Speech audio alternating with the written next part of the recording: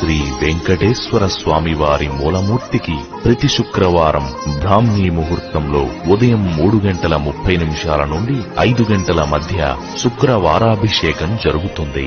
అభిషేకానికి ముందుగా శ్రీవారి ఊర్ధ్వపుండ్రంలోని అరభాగాన్ని తగ్గించి సూక్ష్మంగా ఊర్ధ్వపుండ్రాన్ని ఉంచి వస్త్రాన్ని ఉత్తరీయాన్ని తొలగించి స్నాన కౌపీనాన్ని ధరింపజేస్తారు.